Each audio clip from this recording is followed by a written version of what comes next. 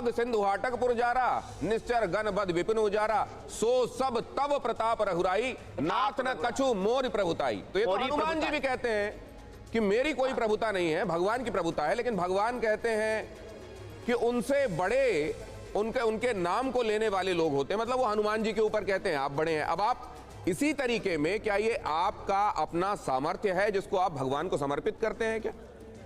हमारा निजी कोई सामर्थ्य नहीं, हमारे गुरु का सामर्थ्य है। जिन गुरु की कृपा से हम नालायक से बोलने लायक बने, जिन गुरु की कृपा से हमें सनातनीय संस्कृति के मंत्र विधा के बारे में एक किंचित मात्र अनुभव हुआ, किंचित मात्र, हमारे ये गुरु की और हमारे बागेश्वर बालाजी की जो स्वयंभू हनुमान जी हैं, उनकी कृपा का वरद हस्त है कि हमें इस मार्ग में सेवा करने का मौका मिला। और मैं ये 0/0। तो शास्त्री जी, मैं ये जानना चाहता हूं कि दूसरे तमाम धर्मों में तो ये तक परंपरा है, ये तक विधान है कि अगर वो चमत्कारों की बात उनकी आती है कि मान लीजिए उन्होंने किसी को जल दे दिया या किसी को छू दिया, किसी का कुष्ठ रोग ठीक हो गया, किसी के दूसरे जो व्याधियां हैं वो ठीक हो गई, तो उनको संत तक का, सेंट का दर्जा तक मिल जाता है। ऐसे में अगर आप ये कर रहे हैं तो इसको लेकर जो चैलेंजेस हैं, जो चैलेंज सामने आ रहे हैं, वो क्या धर्म की वजह से हो रहा है, ऐसा लगता है आपको? सनातन की वजह से। सनातनी लोग बड़े सॉफ्ट होते हैं। जब से हमने हिंदुओं की घर वापसी करवाई है, तब से ये हमने छतारी में यह बात अपने गुरु प्रेरणा से पूर्ववत आभास में हमने घोषणा कर दी थी कि अब हमारे खिलाफ तरह तरह के षड्यंत्र होंगे। भारत के सनातनी लोगों से कहा था तुम दीप मत बुझने देना, और ये चुनौती अभी तो टेलर है, अभी तो लाखों लोग आएंगे। हमें इस बात पर हंसी है कि आज तक उनको पादरियों में अंधविश्वास नहीं दिखा, आज तक उनको मौलवियों में अंधविश्वास नहीं दिखा, आज तक उनको बताओ तो एक निजी श्रद्धा भक्तों की, लोगों की होती है। हमारी निजी श्रद्धा अपने इष्ट के प्रति है, आपकी श्रद्धा आपके इष्ट के प्रति है। और जो लोग आते हैं, हम ये तो कहते नहीं कि हम आपका कैंसर ठीक कर देंगे, ठीक होना ना होना ये ईश्वर की कृपा। खा कछु कामय नैया जिते देखो ते बागेश्वर बाबा, ये बुंदेलखंडी में कहते हुए रायपुर में आप देख रहे हैं क्या कहा जा रहा है बागेश्वर धाम के बाबा की तरफ से। और ये कहा जा रहा है कि आप ओझा गुनिया तांत्रिकों के चक्कर में मत पड़ो, मेरे चक्कर में मत पड़ो, हनुमान जी की शरण में जाओ। अब क्या इसके बाद, ये कह देने के बाद तो कम से कम विवाद समाप्त होता है कि नहीं होता है, ये जरा बहुत जल्दी से समझे। सर वो क्लियर कर दिया उन्होंने, ये मतलब this much should be sufficient. मुझे लगता है कि इतना काफ़ी है, क्योंकि अगर ये बात मान लेते हैं कि वो स्किल्स हैं और कोई चमत्कार नहीं कहा जा सकता, तो मुझे लगता है कि मैं तो खुश हूँ इस बात से। मैं भी सबको यही एक अवेयरनेस देता हूँ कि कुछ भी इसमें चमत्कार नहीं है, कोई भी शक्ति नहीं। नहीं, वो तो दूसरा कहते हैं। आप कह रहे हैं स्किल्स, आप स्किल्स कह रहे हैं, वो ये कह रहे हैं कि हमको तो ईश्वर कृपा से ऐसा होता है। तो इसमें दोनों में फर्क है ना। अब सर ये आपने देख लिया, उन्होंने ये बात कह दी, इसके बाद कम से कम अंधश्रद्धा उन्मूलन वालों को पीछा छोड़ देना चाहिए या बहुत रूम दिखता है आपको?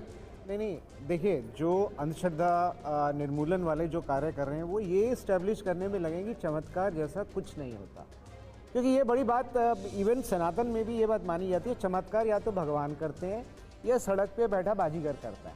अब ये डिसीजन हमें खुद लेना है कि क्या हम जो चमत्कार है ये भगवान की कृपा से हो रहा है या ये बाजीगर कोई कर रहा है। ये बाबा ये ईश्वर हैं या बाजीगर हैं? हमारे साथ विपिन चौबे जुड़ रहे हैं वहां से, जहां इस वक्त ये चल रहा है। इसको आप चमत्कार कह सकते हैं, इसको आप कह सकते हैं कि ईश्वर पर श्रद्धा है। क्या है ये? विपिन चौबे ने क्या देखा वहां?